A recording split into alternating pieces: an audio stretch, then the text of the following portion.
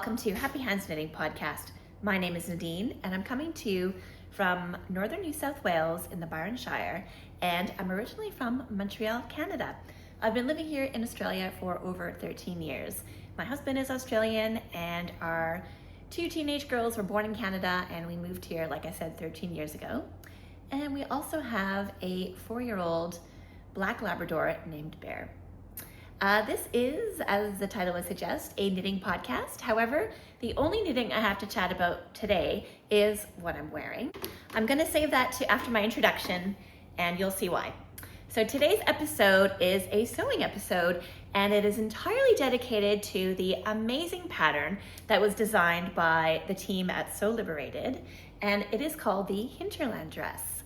I have absolutely fallen in love with this pattern, and I have made 8 Hinterland dresses. So today I'm going to show you all of my different Hinterland dresses, which have been made with a lot of different, what do they call them in sewing? Views, a lot of different views. So different sleeve lengths, different fabrics, different patterns, fabric patterns, and different options. So I'm gonna share all of those with you, and I've got some winter ones, some summer ones, so stay tuned, there's something for everybody.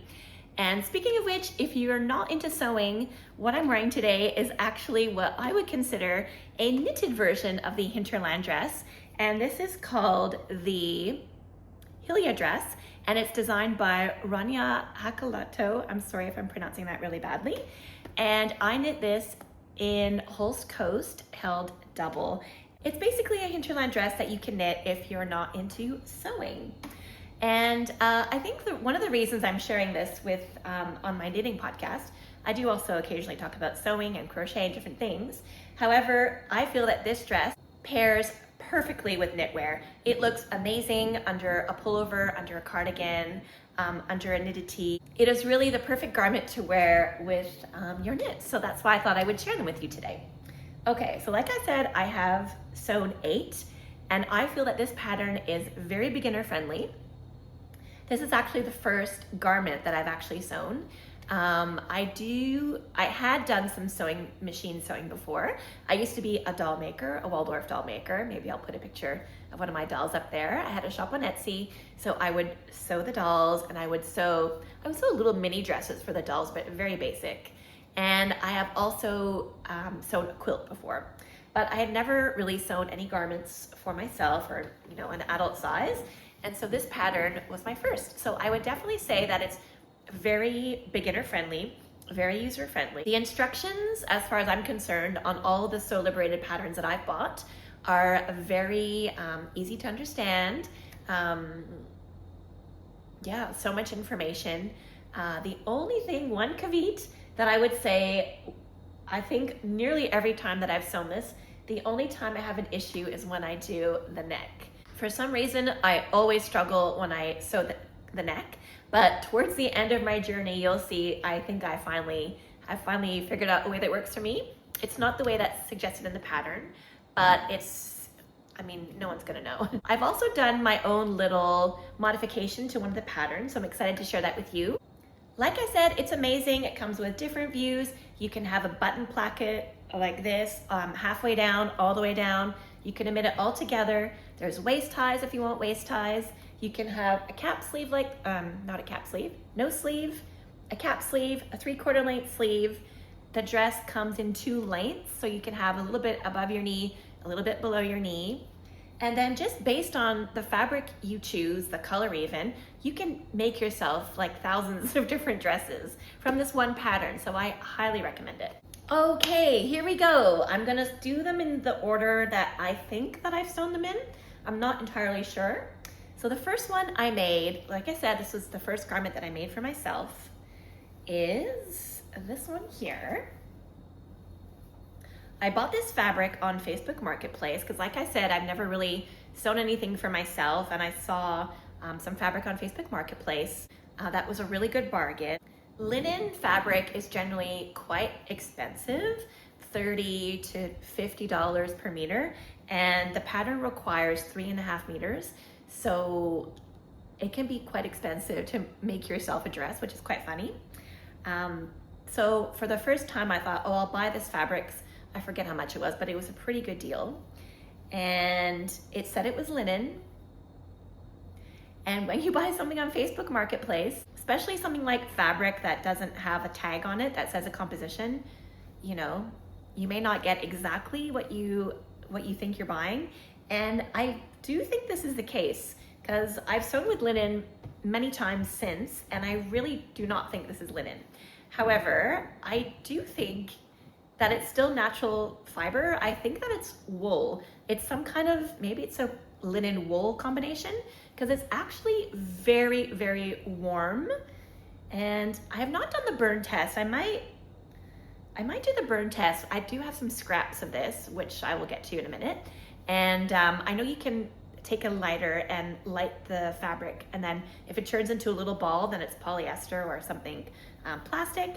But yeah, anyways, so all that's to say with the wool is I originally made this in the short sleeve and had it like that for ages, and it was my first one, so I wore it a lot. However, I was always really hot. So here in the summer in Australia, it's like 30 degrees Celsius plus, so it's very hot, and I just found that I wasn't, especially after I'd made a few more, I really wasn't wearing this one anymore. So I decided to make it into a long sleeve one. I actually had fabric left over, luckily.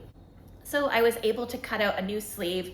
I just ripped off the old one with my stitch ripper, and then I made a new sleeve, and luckily you can't really tell the difference in the new fabric and the old fabric because you think this one would have faded a bit, but it hasn't really faded. So that was my first one, and you'll see all of the ones that I've made pretty much are the longer version of the skirt. I haven't really made any with the shorter skirt, but there's a story coming with that, so stay tuned. So Hinterland dress number 1, I love this one in winter. This is a great dress in winter. Like I said, amazing to wear under your knits, just where the waistline is. It looks really cute under a cropped cardigan. And yeah, it's just perfect. Just wear it with some merino tights, and it's perfect for winter. Okay, so that was Hinterland dress number 1. I didn't think about where, okay, I'll put them there when I'm done. I've got them all on a chair over here. Okay, Hinterland dress number 2. I started to get quite creative with where I got my fabric from. Like I said, a linen fabric can be quite exy. So this Hinterland dress I actually made from an IKEA tablecloth. So we actually had this tablecloth, but like most tablecloths, I mean in my family at least, it got very stained. But I just kept looking at it and going, I wonder if I could use that to make a dress. And so one day we were in the area of IKEA, and so we went in and they still had it, so I bought the tablecloth. I forget how much it was, maybe $30. And I bought it and made a dress out of it. And I didn't have to do this, but I thought it would be kind of fun to keep this funky little edge on the bottom, so I didn't even hem it. So it's already hemmed. I don't know, maybe it's a bit weird, but I think it's kind of funky. And it's denim, so it's very thick. So sewing it was a little bit challenging. And oh yeah, like I said, the struggle, I struggle so much doing this neck. Yeah, I don't think I did it the same. In about my first 5 dresses, I did it slightly different every time, but always thinking that I was doing it as per instructed, but I was not. So I really like this one. It's another winter dress that I love to wear. And anything else to say about this one? That's all I have to say about Hinterland dress number 2. So as you can see, I did not attempt the buttons yet, as far as these 2 dresses were concerned. But for Hinterland dress number 3, I did the half button placket, so just on the top. And I did not do the ties. I just did the half button placket at the top. This fabric is some fabric that I bought a long time ago. I bought this fabric a really long time ago in Montreal when we still lived there. And it was originally a Cookie Monster blue. I bought this fabric with the intention of making napkins for us to use at the table instead of paper towels or paper napkins, just so it's more environmentally friendly. We would have a bunch of napkins to wash. It's a linen and cotton blend. And like I said, it was Cookie Monster blue. So I had made all the napkins that we needed and I had leftover, like a lot left over. I think I bought the end of the bolt. So finally I decided to dye it, and I actually dyed it, it was more this color when I first dyed it. I dyed it black and it kind of turned into this really cool navy blue color. So I guess I didn't put enough black dye into it to actually turn it black, but I loved it navy blue. I love navy blue in general. If you watch my channel, you'll know that already. So it turned out really cool, but however, as I'm drying it, I guess it's kind of fading in some sections, but I don't mind it. My daughter thought that it looks even better like this. It's kind of faded in different spots. So yeah, Hinterland dress number 2. This time I decided not to do the sleeves, and I never really struggle with the sleeves. I don't know why the neck really gets me. I can't explain it. It's some kind of mental block. For this one, I discovered a new resource. This was also a tablecloth, like the denim one, but I got this tablecloth at H&M, and it is half cotton, half linen, and originally the color was beige, and I actually sewed it in beige, wore it in beige for maybe 2 years, and then finally I just kind of went, this is not really my color. I knew it wasn't my color already, but I got the tablecloth for like a really good deal, so I thought that I would use it. And so I just thought that I would dye it. So I dyed it this pink color. I feel like this still isn't quite my color. I could be a little bit darker, but that's the color that it turned out. Maybe I'll dye it again one day, I don't know. I did not do the button placket for this one, and I did the waist ties for the first time. I think they're pretty cute. They don't really do much in terms of changing the look of it. From the like cinching it in, it can cinch it in a little bit, but it's kind of pretty how it has a bow at the back. So yeah, this one is it must be more linen than cotton because it's very drapey. Okay, speaking of H&M, Hinterland dress number 5, I made from a H&M duvet cover. Now, I haven't made any more Hinterland dresses in this duvet cover, but I had first bought a gray one for $35, and it's a duvet, guys, so it's 2-sided. There's so much linen fabric. So if you're like me and you're just learning how to sew, and you don't want to spend a lot of money on linen, I would highly recommend, if you can find from a secondhand store or just something on clearance, a duvet cover is a really great resource, especially H&M's got some really good linen ones. So yeah, it's a really good place to start. Okay, so this was a green one that I bought, and I did do the button placket on this one and the ties. Ooh, we got 2 things going on here.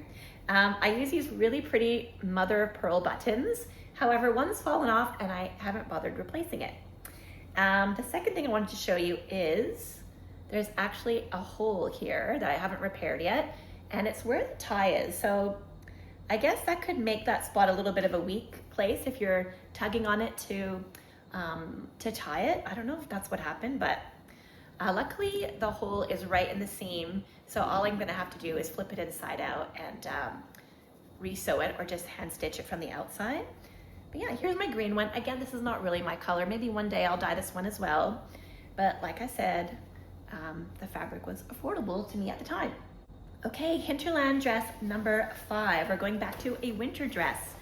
I bought this very dark denim fabric at a flea market, and I think I'm going a bit out of order. Okay, the last one I'm gonna show I think should be next in the order that I made them. I can tell based on what I did at the neck here, but I digress. So this one was, like I said, dark blue denim fabric. I really nailed the cuff on this one. I don't know if I didn't do it proper on the first 2, but I really feel like this one looks really nice. And here's what I did different for the neck. I used bias tape. So because I was always so frustrated with how my neck was turning out different every time, I just started looking up tutorials on YouTube for how to do a neckline, and I saw the bias tape.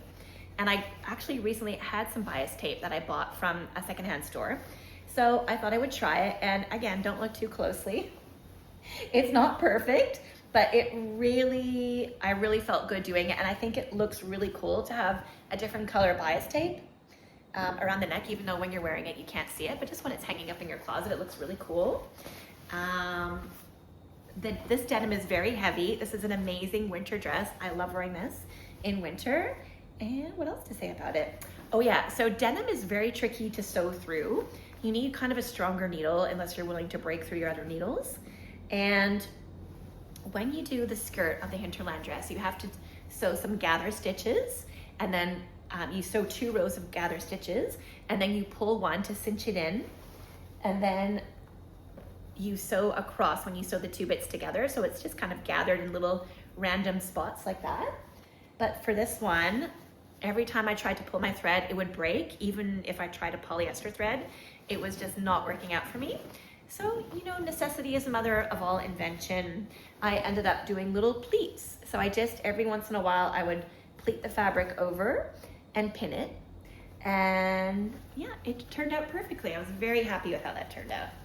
I forgot to mention, I am a very lazy sewer. I do not like to pin my sewing, which is so silly because pinning really holds everything in place so you don't have to worry about it shifting around, but I'm just too lazy for that. When I do my hems, I don't even pin it, I just fold it over. I actually don't even iron, you guys. That's how lazy I am. I don't even iron. I do that kind of trick where you'll rub it on the table and it kind of gives it a little friction, a little bit of heat, and it holds the hem over in place. Anyways. Just thought I'd share that. Okay, the next one, second to last one. Beautiful gingham linen from an Australian linen store called My Designs. I think it was from there. It is a beautiful red and peach and brown, and I just love this fabric so much. I got it on sale a couple of years ago, and I decided to make a short sleeve version of the Hinterland dress because if you'll remember from previous, I did have a short sleeve one, but I ended up extending it. So I said, I don't have a short sleeve one, I want a short sleeve one. So this was it. And because I did the short sleeves, I thought, well, I'm gonna try doing the shorter version of the dress, but I didn't love it. I also did the ties. I didn't love the short one. I don't know why. I just kind of felt, maybe because this fabric was quite light, I just kind of felt like it was gonna blow up every time I was walking the dog, and you know, you don't want your dress to blow up while you're walking the dog. So I didn't really wear it as much as I wanted to. So I decided I was gonna add a tier on the bottom. Luckily, I had a lot of fabric left over. I'm not sure if Australian fabric has extra meterage than a North American fabric, because I feel like though the pattern says 3.5 meters, I always have so much left over, so much left over. So finally, I decided to make a tier. In my mind, even though this is quite a long piece of fabric, for some reason I thought it was going to be just a little bit of a tier, but it actually almost goes down to my ankles, which is pretty cool.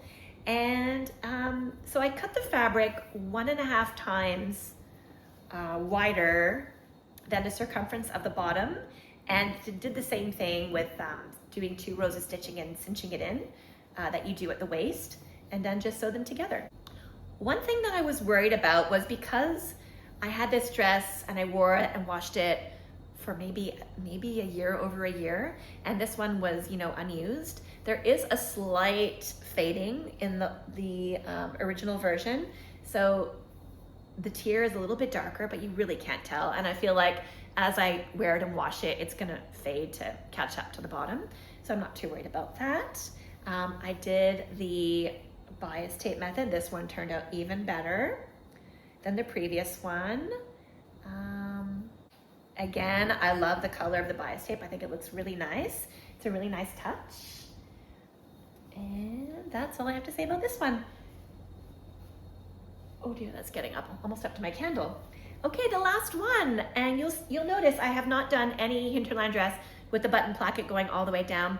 I don't love sewing buttons. My sewing machine has a button attachment, and I just get so stressed because I feel like sometimes it doesn't work, and then, you know, anyways, it could just make a huge mess. So and also when you have a fabric that has patterns, I feel like it doesn't really need buttons because there's a lot going on anyways. And even though a lot of mine are plain, I'm not really too bothered about the buttons. Okay, so the last one I was really inspired by, it is a Sarah and Casey from Young Folk Knits. They both had a Hinterland dress in this kind of black and white gingham. And I had just been admiring them, and then I was in Spotlight one day on my birthday a couple of years ago, and they had this fabric at Spotlight on clearance. It's 100% linen. It was $6 a meter. I couldn't believe it. So I said, okay, well, it's meant to be. I'm gonna buy 3.5 meters, even though I know that's more than enough. And I made myself a birthday dress. So here I did the 3/4 sleeve version, the long version, no ties, no buttons. And I love this one. Even though it's 3/4 sleeves, because this linen is very light, I wouldn't really call this a winter version, though it could be if you wore it with tights and a sweater. But for me, it's more like an autumn and a springtime dress. And I love it. I love all of my Hinterland dresses. I highly recommend this pattern, obviously. And I highly recommend, if you've never sewn, to give it a go, because it really teaches you a lot. So Liberated, yeah, like I said, their instructions are really great. And they have a lot of little add-ons that you can buy. I think there's like a Hinterland hack where you can learn how to do different things. You can learn to do different things with the dress. I haven't bought it, but I think you can make an elasticated back. You may even learn how to do a different neckline or something. But yeah, it's a great pattern, highly recommend. And So Liberated has a new pattern, which is an oversized button-up shirt, which looks really interesting. I'm not too sure if I would really wear a button-up shirt very much, but if you do, then I would highly recommend that. It looks really funky. Thank you so much for watching this video. I hope that you liked it. It was a little bit different from my usual format. And next week I'll be back with another knitting podcast. I have made a lot of progress on my cabled cardigan, so stay tuned for that next week. I don't think I'll have it finished, but I'll be nearly there, I'm pretty sure. Thanks again so much for watching. Please let me know down below where you're watching from. Let me know if you've made a Hinterland dress before, or if you're planning on making one, if you're a little bit curious. Again, give it a go. I highly recommend. And I'll see you next time. Thanks for watching.